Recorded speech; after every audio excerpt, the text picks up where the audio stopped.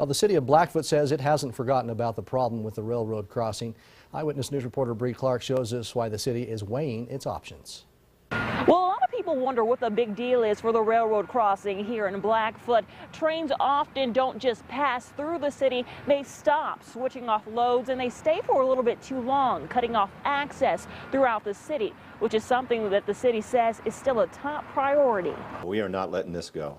This has been an issue for 30 years. Mayor Paul Loomis says 30 years of waiting for change could have ended with a Tiger grant from the U.S. Department of Transportation, but things didn't go as planned. Unfortunately, ours was not chosen this time, so some other deserving community got it. Which means an over and underpass isn't something that can happen now, but plans aren't on hold. The city is weighing options with Jube Engineering. When the train is blocking the crossings, it's not necessarily blocking all of them.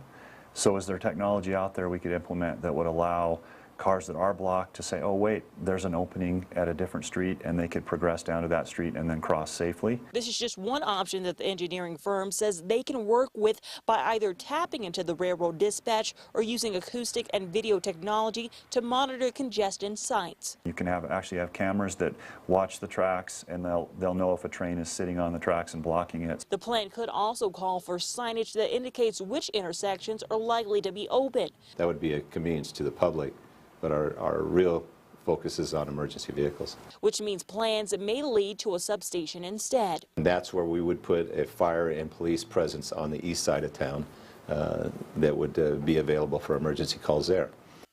And the city says that the railroad has been very cooperative in helping them address this issue. And anytime they're stopped on this track for longer than 15 minutes, they do pay that citation that the city does have to give them. But they said that the railroad has been very good in adding to commerce and development throughout the city. In Blackfoot, I'm Bree Clark. Mayor Loomis has not signed any contracts with the engineering company. He says he wants to consult with the council on the cost before moving forward.